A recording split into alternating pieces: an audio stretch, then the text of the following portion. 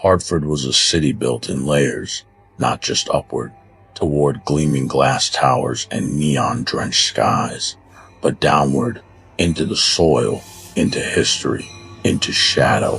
Beneath the city's humming streets was an old subway line, long abandoned and almost erased from official records. Track 3, part of the ill-fated Midnight Line project.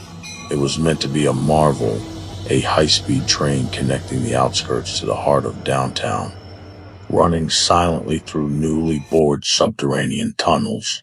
But the project was halted before completion. The city blamed budget cuts. Transit workers whispered of accidents, vanishings, and voices in the dark. The line was sealed shut in 1982. That is, until train 1017 came back.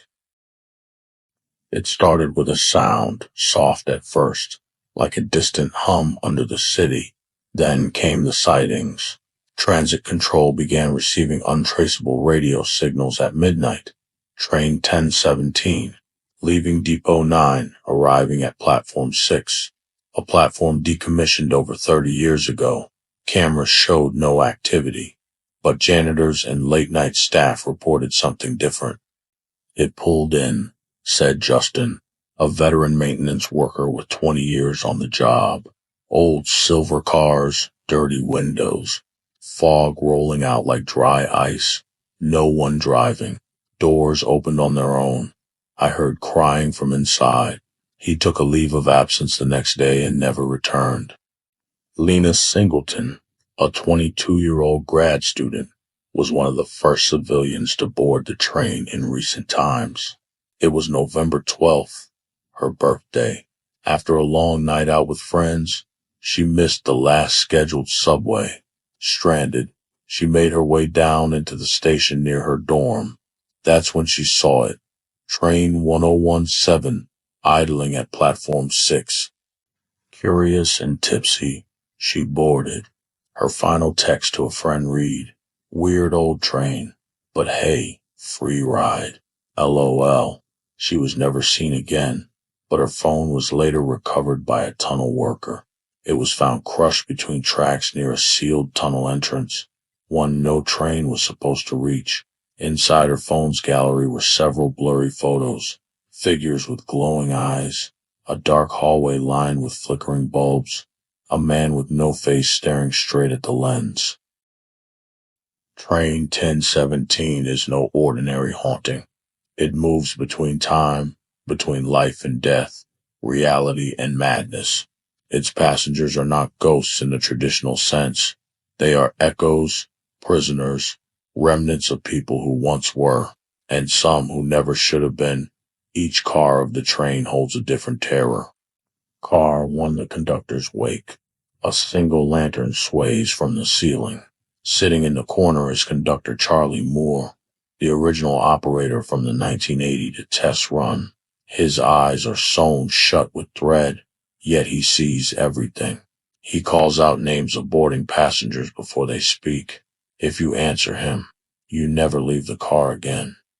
Car 2, the lost children, filled with laughter and toys that move on their own.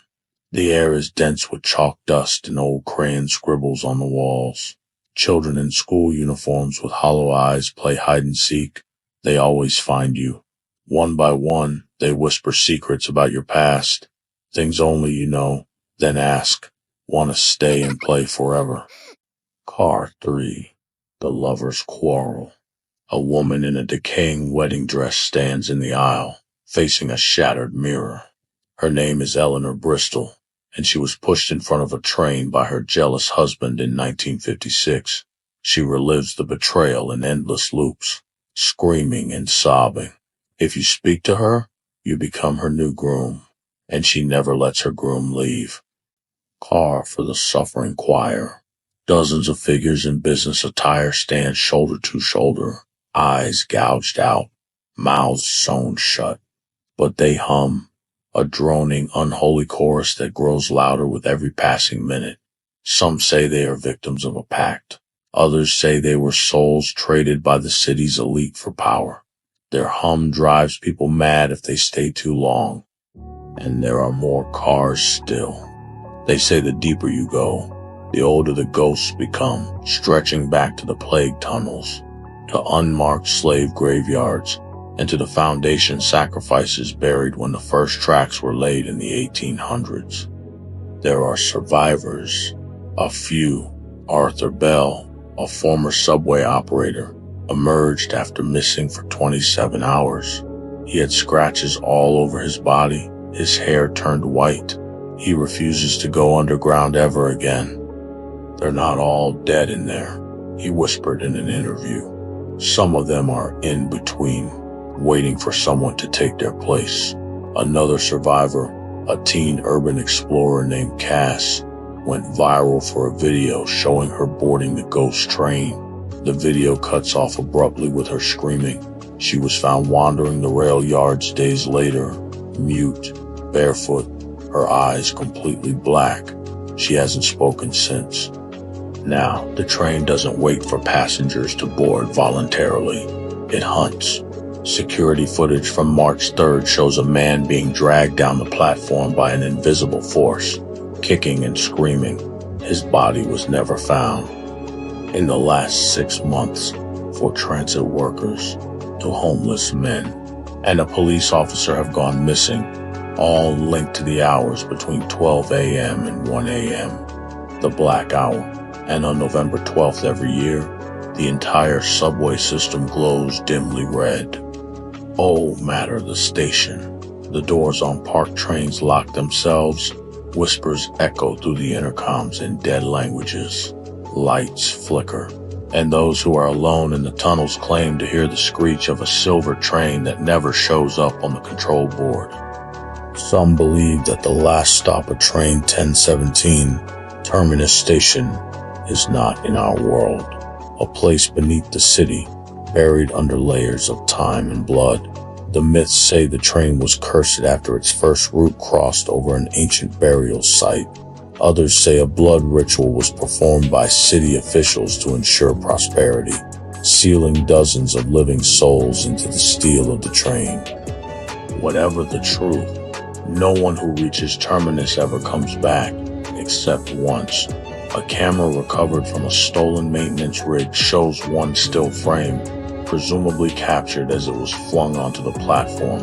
It shows a crumbling station, walls covered in bones, tracks slick with black ichor. At the center is the train, glowing red, surrounded by hundreds of passengers standing still, all looking at the camera. Some are smiling. If you ever find yourself in Hartford late at night, and a silver train rolls up to a platform that isn't supposed to exist, and the doors open with a hiss, revealing nothing but thick, white fog, don't look inside, don't step forward, don't answer the conductor. Because once train 1017 knows your name, it always finds you. And remember, there is no last stop, only the ride.